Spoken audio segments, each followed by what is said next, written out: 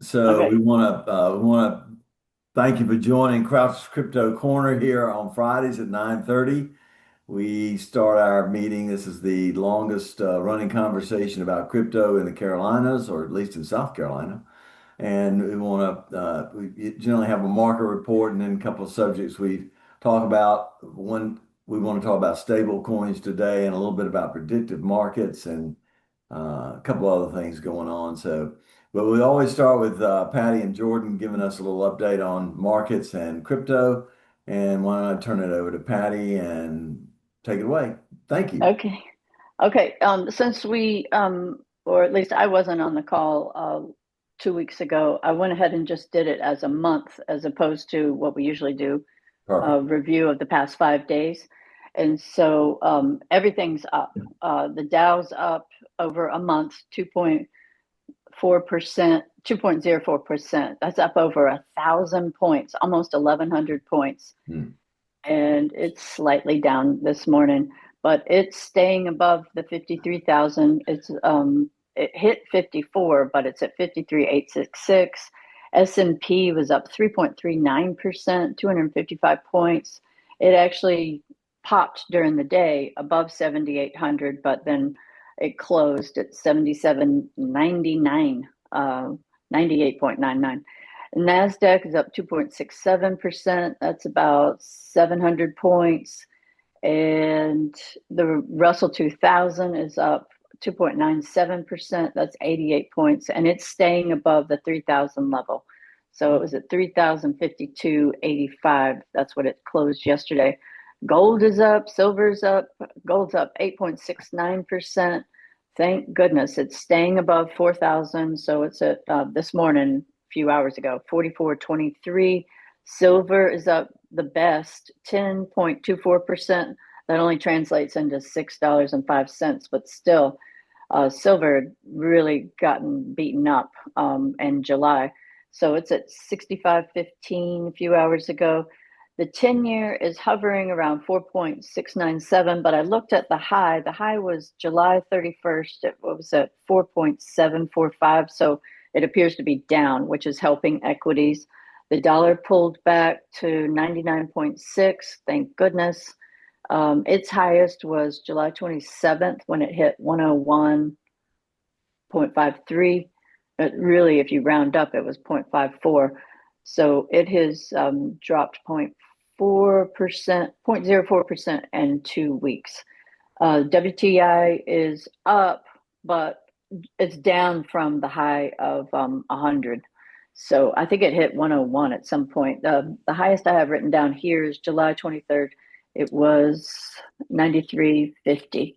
So this week we had several economic reports. Wednesday we had CPI. It only increased by 0.1%. So year over year inflation is 3.4%. Core, if you take out the food and energy, it was up 0.2%. And year over year it's 2.5%. And then PPI, remember that's the producer price index for all the wholesale business purchases. It was unchanged. So it was zero. And the street thought it was going to be higher by 0.2%. So that helped equities yesterday. And overall year over year inflation is 4.7%. Let's see, what else can I tell you? Let's see. Patty, Uh, you, can I interject 1 second? yeah, Most people are paying, you talk about the price of oil. Most people, I think, paying over $3.50 for just regular. I went to yeah. Costco the other day, yesterday, Uh, and I got it for $3.19. That was amazing. wow, I saved like $3. that's great. That's a big deal. All right, let's see. The jobs report came out last Friday, August 7th, and it showed a weakening we in the job market. We lost 23,000 jobs, and unemployment went from 4.2 to 4.1. Is that right? Yeah. And I guess, okay, with the CPI and the PPI weak, and then jobs being lost rather than a gain. I think they were expecting an 82,000 gain. Overall, I was just trying to give a big picture that the Fed meeting, which is going to take place in Jackson Hole on August 27th through the 29th, and that's the next opportunity for the Fed to raise interest rates. Um, the feeling is now, with the weakness in the job market and inflation easing because of the gas prices going down. And then we just had a consumer retail report this morning at 8:30 that showed people are pulling back and not spending as much on gas and other products. It dropped by $4.5 billion that consumers did not spend in June. The likelihood of a rate hike in September is weakening. Yeah. Got it. I All think I'll right. end there. Can I just Go tell ahead. one interesting thing? Because I think I mentioned 2 weeks ago or 3 weeks ago about leverage. And I said margin that people are using, borrowing to invest was at 1.42. And I did check on that, and it's up to 1.5 to $1.53 billion. It's Mhm. up 50% over what was being borrowed last year. And if you've heard about that guy, Leopold Aschbrenner, I think it's a German name, Aschbrenner, his hedge fund situational awareness, he was up like 1,000%. He had made $45 billion, and he What? What? $45 billion. He's Not 24 million? years old. Billion, and he's 24 years old. And with July, remember July was so bad. We had like 5 weeks of the NASDAQ down, and everything he is in is AI related, whether it's energy or the chips. I thought he went bankrupt. I Googled that. He did not go bankrupt, but he lost 35 billion. So he's down to 10 billion, and half of that, 5 billion, is in Anthropic. And the other 5 billion, he's going to be able to invest in the public market, but he's decided to take his hedge fund to private. But can you believe that? In 1 month, he Oh, lost $35 billion. Just thought I'd share amazing. that. Yeah, Be and be Amazing. he careful with got leverage. married. He got married a couple of days after the Citadel hedge fund had purchased the remains of his company or of his Oh, investments. oh God. I hope he had paid for the marriage Yeah, already. yeah, it's Wow. Yeah. nuts. Yeah. 24. Amazing. Yeah. So why don't we flip over to Jordan, and thank you, Patty. And You Jordan, just give us a couple little highlights what's going on, and then we'll get started on the next thing, which is going to be like to just hit predictive markets for a second. Yeah, certainly. You wanted me to talk about the BIP 110 upgrade for a moment. Oh, I The was I was willing to talk about that for a second. sure. It was kind of a big deal. It was definitely in the news. Mostly just because a lot of the big names were talking about it.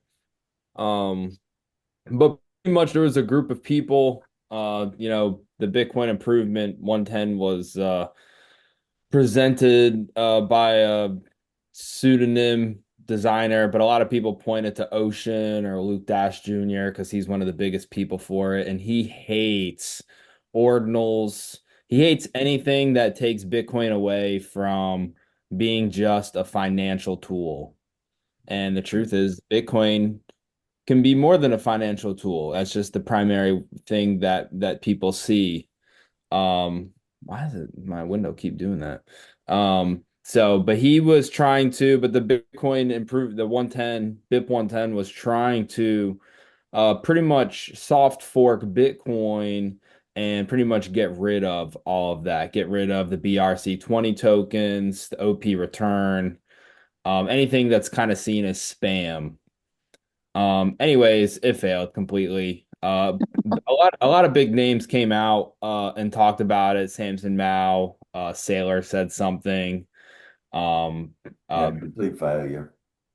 yeah, I complete. saw the tweet but didn't understand what in the world Michael Saylor was talking about. So can you Yeah, explain what that means? well. if you go on and see what the BRC, the Rune tokens, and it's like um geez, we don't even talk like the meme tokens. We don't even talk about them, but they have that entire market on Bitcoin through ordinals. Ordinals gives every single sat in Bitcoin a number. So now if you have the very first Bitcoin ever created, you would have sats 1 to 100 million. So now that gives all the Bitcoin sats numbers. And from that you have like rare numbers. You have a whole list of things of why one single sat is rare. And people are spending tons of money on original sats. I was even gonna go Hmm. on, they have sats that are tied to the 10,000 Bitcoin pizza transaction. Okay. People have created full projects that are Wow. based on pizza sats. There's a project called Pizza Ninjas. It's a Bitcoin dev. I can't think of his name off the top of my head. Um, but it really creates an entire another world, tons of pictures and arbitrage data, and you can only imagine the nonsense that people are willing to spend a few bucks to have permanence on the Bitcoin blockchain for forever. Because as far as I'm concerned, I'm not really sure how to reverse some of this data, or if you can delete it, take pictures off a sat. Like, those are a few questions that I wouldn't be able to answer off the top of my head.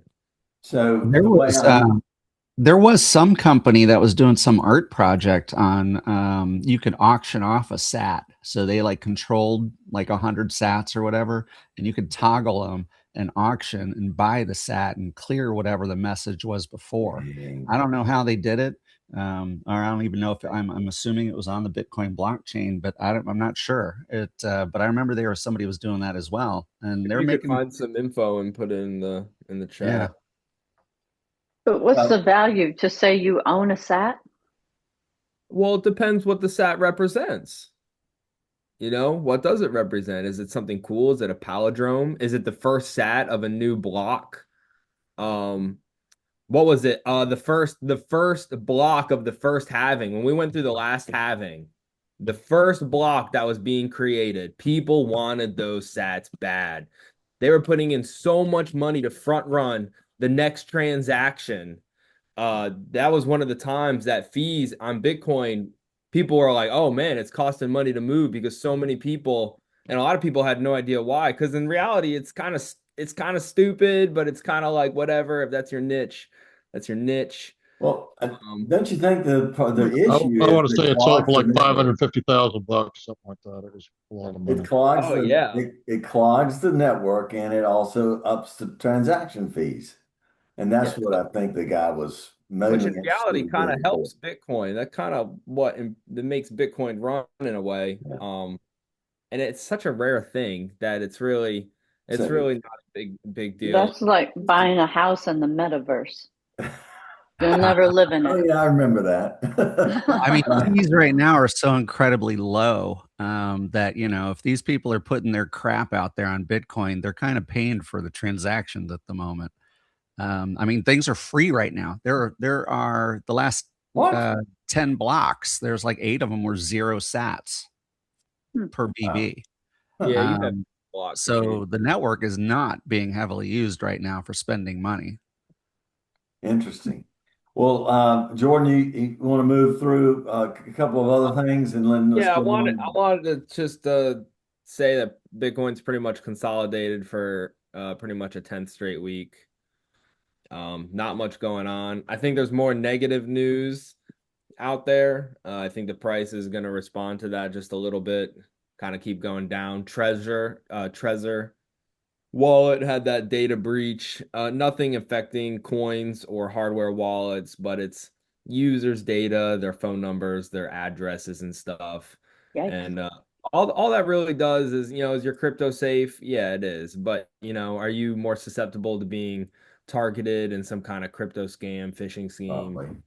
something of that nature for sure. I mean, I've used Ledger for a long time. I know my info's been out there. I mean, my phone number is on Instagram and the social media anyway. I do business with. I don't care about my phone number. Yeah, I get attacks every single day via Telegram, text messages, all of it, and email addresses. Every day I'm getting something. Every day my email addresses. Just the other day, I was trying to create a new Netflix account in like French.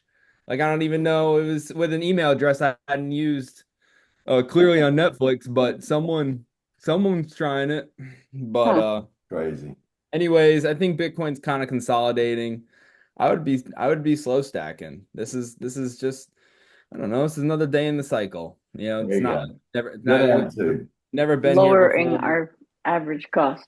Yeah, Yeah. that's right. Yeah. All right. Well, thank you, partner. Appreciate it, Jordan. Oh And yes, we'll certainly. talk about the Maldives thing in a little bit about the World Liberty Finance, I maybe. didn't get a chance to That's really look okay. at that. No You kind of worries. last second. But I did want to mention a little bit about Polymarket because I saw where there was an offering on the block to go through a course, a four module course on what Polymarket is. Basically, it's what the mechanics are, interpreting the odds, platform basics, and then collective intelligence. So the four modules. I thought that was kind of cool. So I thought I'd throw that out there. Anybody who wants to dive into predictive markets because they are really, really hot right now, and more so than uh, in predicting outcomes for particularly elections. I think that predictive markets are getting a better sense of what's going on in politics in the political space than your traditional um, uh, efforts to find out what the markets or what the personal sentiment is through uh, Polling. regular polling. Yeah, thank you, Patty. I was struggling for that word, polling. All right, but anyway, so but then there's this pushback on predictive markets, and the New York, there's a bunch of lawsuits out, and Arizona, New York, Washington State, Baltimore, et cetera, all have lawsuits going on against Kalshi and Polymarket and others and I think anyway, those are the two highlighted or most well known platforms for predictive markets. And so I thought that was kind of interesting in terms of is anybody anybody use predictive markets to do anything other than look at what's going on in the Senate race in South Carolina? No, I did that right when they came out on Robinhood on Yeah. tennis last summer, and I was Okay. like, oh wow, this is a sure win. I Well, I lost both know times. in South Carolina, we are allowed, there's no suit and there's no action against either of those markets in South Carolina. The struggle is between do the states control the guardrails with predictive markets, or is it a federal issue guided by the CFTC? And that's kind of the issue at hand. And uh, I don't know how it's going to work out, but right now in South Carolina, it's sort of a open season for predictive markets. And so anyway, so bet on who's going to get beat up in the next WNBA basketball tournament. Yeah, it's another way, an easy way to lose money. Yeah. Exactly. All And, right. and the I'm sorry, the CFTC also is actively involved in this whole mess. They Mhm. issued that emergency authority, That's right. and now they're embroiled in a lawsuit, among others. You said correct with the states and with the New York one in particular. Yes. Seems to be one of the hot ones there. Anyway, so New York and others. I mean, there's a bunch of states that are Tennessee's lining up against them. But anyway, I just thought it was kind of interesting. I did want to mention that there's this Florida guy, Chris Delgado, with something called Goliath Ventures. Anybody hear about this guy? He ran up a Ponzi scheme and took money from 1,600 customers, got about 390 or $340 million, and Gosh. then got busted for spending it.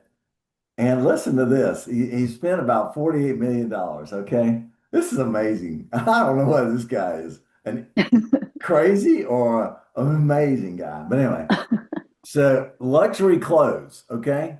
$2.9 million spent on Oh my luxury clothes. God. He bought a yacht. And he took world trips worth $4.9 million. He also took out $400,000 for school tuition, and he also took out a huge, it didn't say how much money, but he took out a ton of money for pet grooming. Can Oh you my imagine gosh. what that poor dog looks like? What's his age? I don't know, probably in his 40s. Florida Oh guy, my Chris God. Delgado, crazy stuff. But they found, I mean, they pressed the charges. He's in custody and all that kind of stuff. Faces up to 20 years in prison. But wow, what a run. Yes. $4 million in world trips. That's Oh staying at my the best hotels in Dubai. Oh Anyway, my God. Caroline Levitt's going to step down as press secretary. Sorry to see her go. I thought she was pretty dynamic. Um, She has to be leaving because they left her on the plane as a target. My God. no, no, she When had a Trump, second baby. that's an excuse. When Trump got on the other plane with Hegseth and all of the other people were left on the second plane that was projected to be shot down, I'm sure her husband was like, "Come on, get real. You're gonna get killed on that job." That's my thinking. Uh, And that she had part a I didn't baby. know about, but that's interesting. Okay, but anyway, Yeah. let's see. I did that and I did that. Okay, that's pretty much it. So it's just after the hour, and so why don't we just look at? I've got my attention. We've been talking stable coins, and we wanted to have Cyclops join us, and they will in September, but staying on the same subject of stable coins, it got my attention where card purchases with stable coins had gone up significantly. And so it got some headline news, and I started looking at who does card purchases with stable coins. Turns out there's a bunch of them. And so just wanted to sort of talk about that a little bit and see if anybody, first of all, does anybody have a stable coin linked credit card? Not credit card, but let's say a purchasing card. I don't know if it's debit or credit. I think it's either one. Does anybody have one? I don't know. Okay. And I Yeah, we tried I to, talked do. about this Yeah. back in September last year, October. is I've got a is it linked I've to got I have an AVAC card, it only works with the Frontier token. give me So you that have name to use again. Frontier. What's it called? AVAC? It's Avalanche. It's Okay. Avalanche's So card. I've Yeah. now, They leverage it. You only have access to about I haven't looked at it all at its inception. You had about a 50% use rate. I mean, so you've got $100, you can spend 50. say that again. You have to, I mean, they hedge it, Oh, for any volatility. yeah. So if you got $100 worth of Frontier token, Well, then that's on the card, then you can spend it, spend up to 50. well, this is why they're tagging it to stable coins, so you don't have to worry about the volatility. So a dollar is a Well, dollar on a stable yeah, coin card. That's my understanding. And I'm just trying to, because if we're going to talk about this with Cyclops and they're into the business of transactions with stable coins, I'm just kind of interested in how this whole thing works. If there's a card out there and it's on the Visa network so that you can go, and it seems to be mostly cross-border, but you can take your stablecoin Visa card and swipe it at any merchant, and if it ends in the United States, the merchant, and let's say it's a $50 purchase, you swipe it, $50 worth of stable coins comes out of your account. But on the transaction end, the other end, the merchant gets $50 in whatever it is that he set his account up to receive. So it may not be stablecoin that the merchant gets. He may get $50 US dollars. And so to take that overseas and go when you purchase something that requires from Sri Lanka, and you get a merchant to take your credit card there, they don't want you dang stable coin. They want the Sri Lanka dollar or whatever it is in Sri Lanka that they transact in. So they on the other end, on the merchant end, and what the basic point is that it becomes easier for merchants to start taking transactions that are based on stable coins and the blockchain, and they don't even know it. Well, It the just point takes them. is that Help me as a out with that. merchant, you're going to accept payments as you try to accept payments from anything. You can't, I mean, if you turn somebody down because they're offering you money, you just lost a sale. Yeah. So, but you also have to realize we have to leave the US or leave the money printer, the Canelon effect to actually see benefit of this.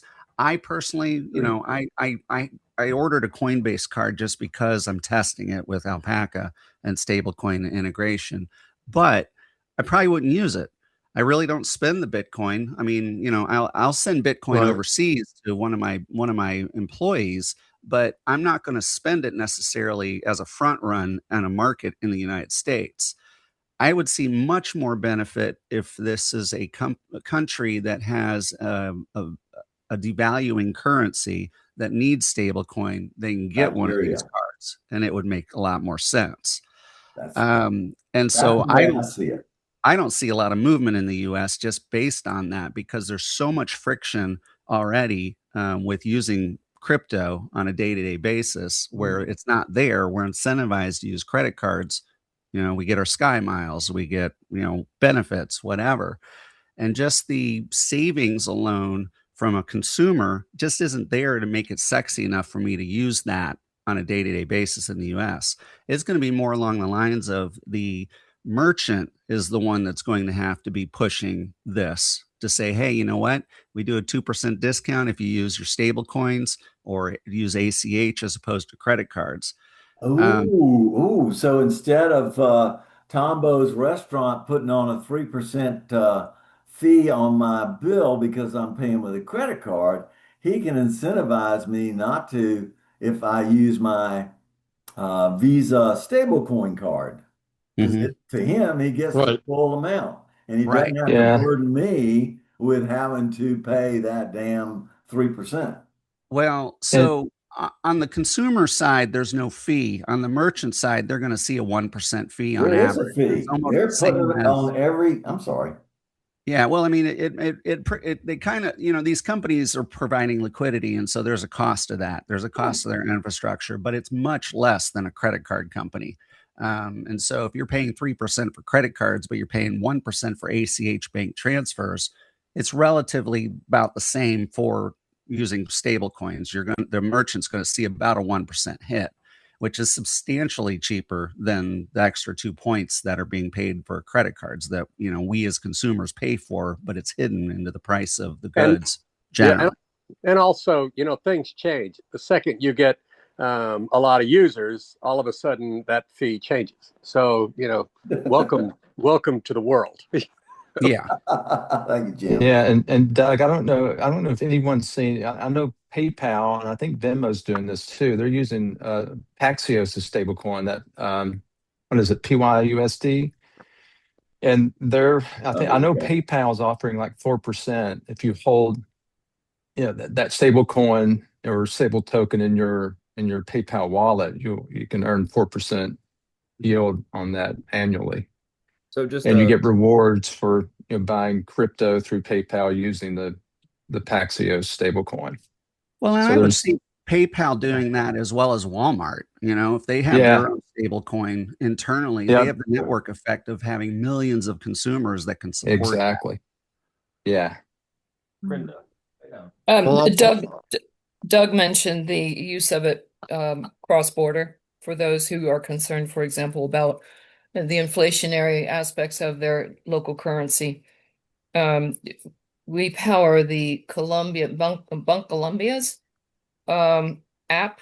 It's a mobile app that allows for the use of debit cards. So it's issued by Bank Colombia. They have their own stablecoin, which is backed by USD, and that allows users to be able to transact through their debit card. So they have to load that card, Yes. and then there's the whole ecosystem of fees factor in one way or another. So at any point of the life of the transaction, there's the possibility of a fee being implemented. So for example, FX, when onboarding, taking the local currency, translating it into a stablecoin, and then offloading it ultimately to, again, the local currency. This is for a user, let's say. And then all along the way, when there are transaction fees associated with it, the merchant either pays or somehow that cost gets infiltrated throughout the system as well. Yeah, everybody's got to get paid, right, Reba? Yeah. Yeah. Hey, then, George, I'm wouldn't going to inject here. I'm going to correct my statement. I've gotten back into this Avalanche wallet, and as I recall now, the 50% requirement or was specific to the AVAX token, not the Frontier token, not the stablecoin itself. So Okay. obviously, I mean, that makes more sense, needless to say. I haven't looked at this thing in almost a year. But to that point, for some reason, I cannot recover my wallet to even look at it right now. So I know that feeling. thank God there wasn't much. It's like my car keys. That's the fun of Right. crypto. But you raise a good point, Dennis. You say you haven't used it for over a year. So I Yeah. wonder if Yeah. you typify a user, like they don't actually use this thing. He's definitely Yeah, I mean, it was early. I got it. It was cool at the time. Set it, forget it. Now I'm looking at it. I can't even recover my iCloud. It's not accepting my PIN. Oh my gosh. Wallet and recovery that's the now funny is telling me thing. that I've got I've got a new device. It's the same device I've had.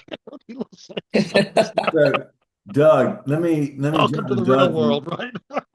I asked Doug to join us because he's kind of in the merchant services space. But you mentioned you had, Doug had gotten a Coinbase account or Coinbase card.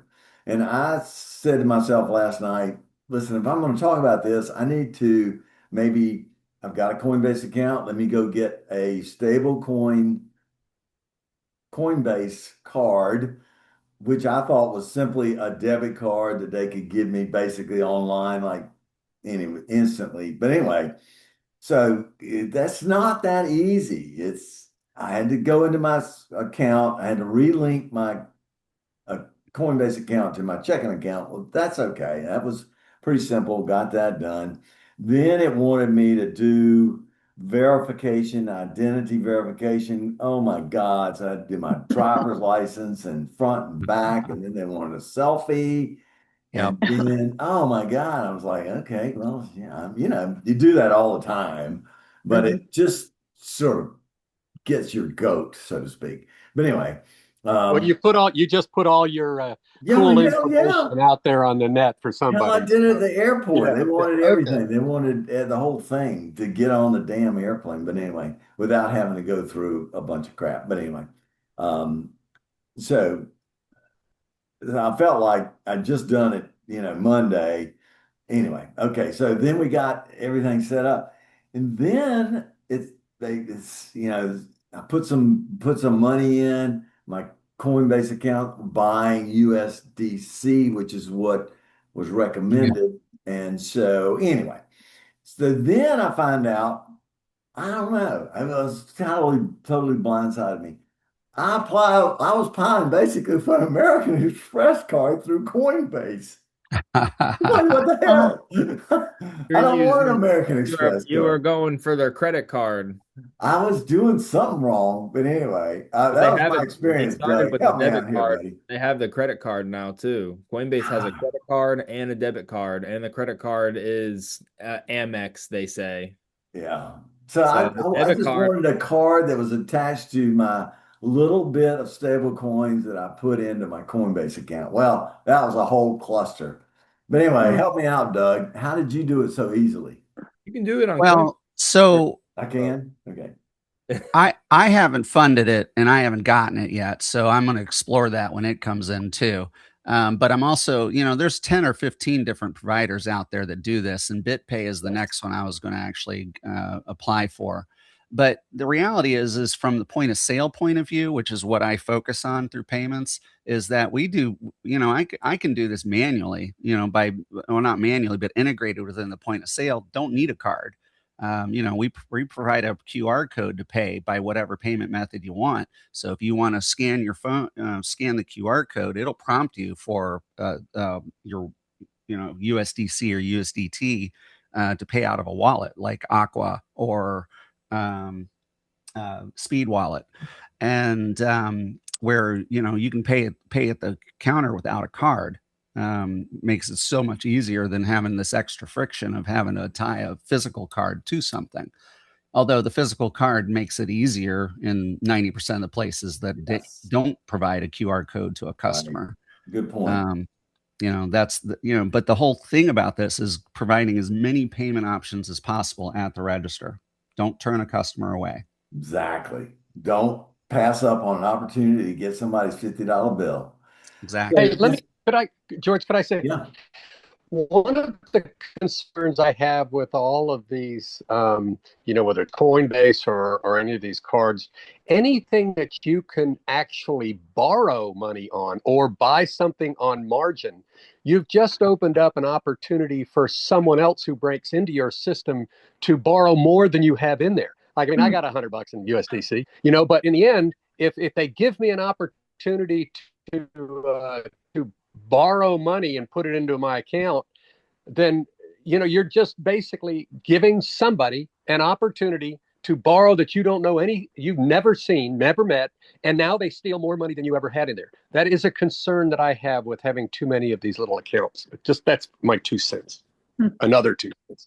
Well, that's why I said I didn't want an American Express, and it's got a credit card. I'm like, forget that. Anyway, so I've got to clean that up, and thank you for reminding me that I need to do it today and not tomorrow. So the sooner the better. All right, Patty, you got something you want to say, and then I want to jump. Well, on the Yeah, Coin Bureau report, you told me to look at. They actually mentioned Visa is in the business of stablecoins, so maybe check that out. Yes. All right. And then two quick things. The World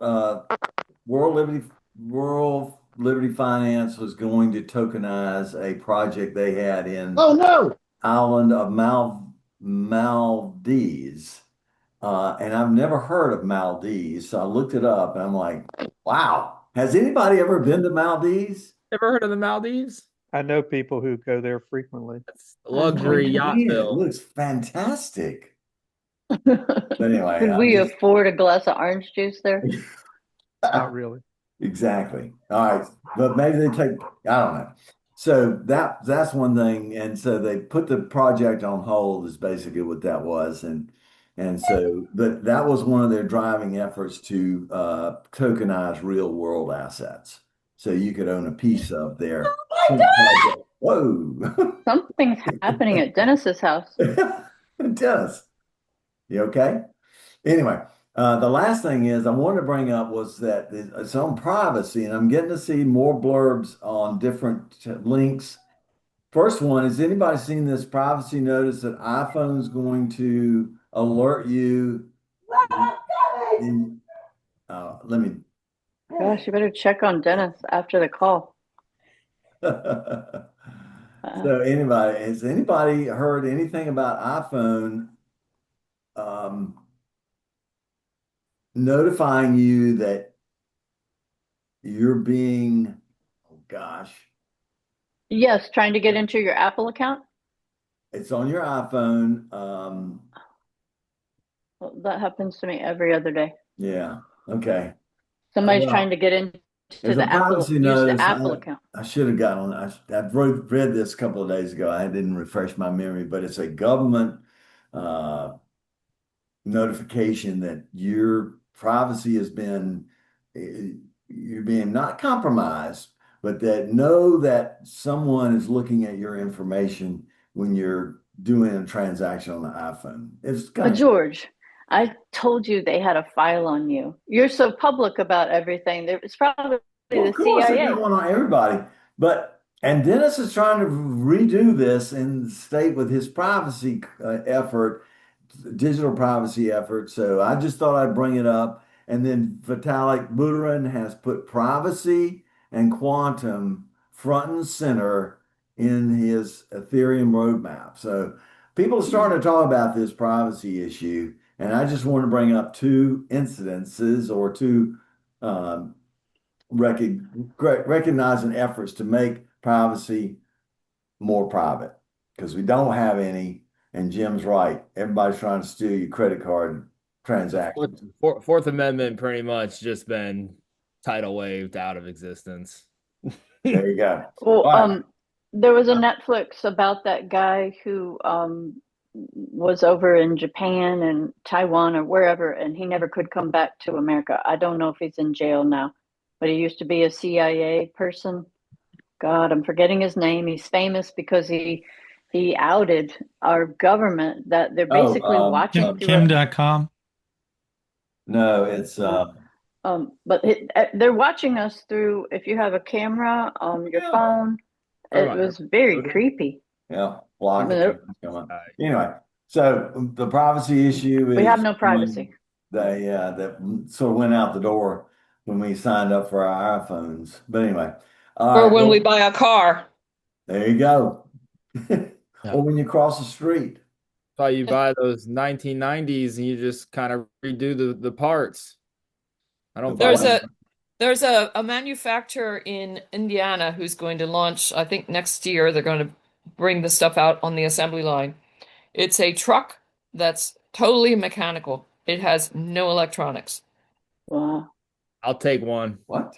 Me And I that, too. just wanted to stop telling me to wear a seatbelt. If I want to, I mean, I get the law, but I don't need the car to ding off the top of its head for me to wear a seatbelt. Well, Like, Yeah, right. do Les and Floyd want to chime in on this issue about privacy? We're at the 25 after the hour. I'd like to. Never had any. Don't But worry about it. I just never wanted had to, any I privacy. just Go. wanted to state one thing on stablecoins. You guys were going strong on that. Is that there's a streamer. He's like a top streamer all time. He goes by I Show Speed. He did this African tour. He toured all of Africa, and there's millions of people watching him on YouTube and Twitch and all that stuff. And multiple times I saw him.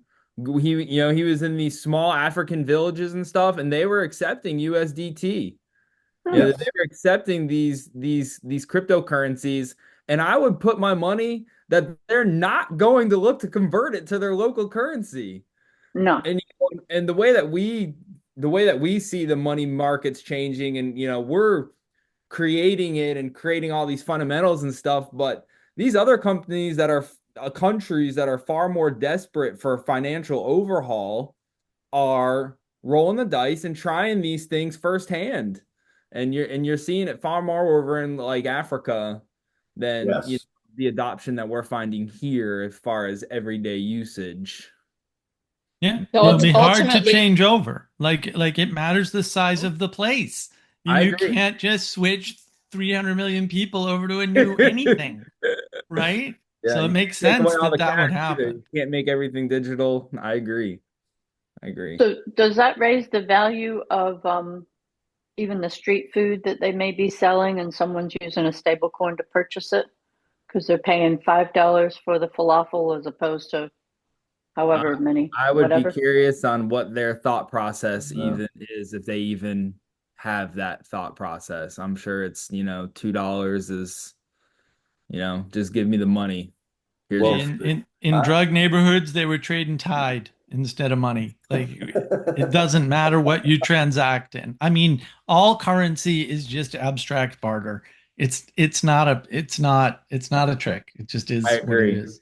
And if you read the Bitcoin standard book, the original one, while there is a lot of Bitcoin information towards the second half of that book, the beginning of the book is all about how Yeah. currencies and the barter, from ivory to oxen to rocks, to shiny seashells, and Mhm. and how do we got to where we are today. And the last little note I wanted to put, because everybody likes holding their money and getting more money on what they're holding, is that River, I talk about River all the time, is giving you right now, I think it's 3% back in Bitcoin on your cash holdings. You can put $1,000 USD in River, which is USDC or FDIC insured. I forget which bank that they're partnered with. But you can put US cash in there and get 3% back in Bitcoin. And I think it's the best bang for your buck right now, out on the market. That is That, a great that's not call, like the Jordan. scariest thing in the world to try. River Yes. is very open. I have a River account. I've put money in River, and So I'm glad you said that because maybe I'll reach out to, we've had River on I before. have the Coinbase debit card. We used to use the Coinbase debit card back in the day. You used to get good returns, far more than the 0.5% Bitcoin return you get now for your purchases. That's like no different than any other credit card I feel like you guys are using out there. But back in the day, it used to be like 2.5%. We used to pay rent. We used to put the money in the Coinbase account, turn it over. We used to pay our landlord, and he'd got it like any other transaction, and we would get our 2.5% back in Bitcoin. And at that price point, and saving it up a little bit, didn't, but it was free Okay. Bitcoin. And you're saying they've lowered it to 0.5% now? Yeah, you get 0.5% cash back in Bitcoin. You can actually choose what currency. There's like 4, 5, or 6 that you can choose from. Out of those, I feel like 4 of them are dinosaurs and pretty much not even useful. Yeah. But Bitcoin and USDC, definitely relevant on the Coinbase. I have the Coinbase debit card. I don't use it often, but I think I have $2 on there still. There's also another there's also another app. I haven't tried it, but it's connected with Visa. It's called Oobit, OOBIT. And it looks like you have a digital Visa card and you can put Bitcoin or USDC on there and and spend it as if it was a Visa. So if you were looking for a way to spend, I haven't used that. I can't, I don't back that like I would back like River, but that is an app I've come across recently because Okay. you're always looking for ways to spend your That, crypto. People are using their crypto, they're spending it more. there you go. Michael Saylor's selling some. So some other So people. if Somebody you were sold, looking at opposite Riverbank, sorry. and Mara sold half of their holdings of Bitcoin to fund another one of their data centers. So anyway, Hey, that's all right. that's that's healthy. Back in the day, we always, the whales were selling and buying, the Yeah. new age whales got to buy and sell too, regardless of what. Yeah, look up River Bank, but it's not because River is so common. River I Bank. got it. I got it. I got his name. All right. Well, listen, let's get out of here. It's 10:30. Went way past time, but What is I enjoyed river.com? the conversation. Riverbank So and Trust. why don't we just get out of here? Have a great weekend, and we'll see you back here and on next Friday. So thank you all for being with us. Thank you. Y'all have a great week. Yeah, All right. bye everybody. Thanks, Thanks. George. Thank you.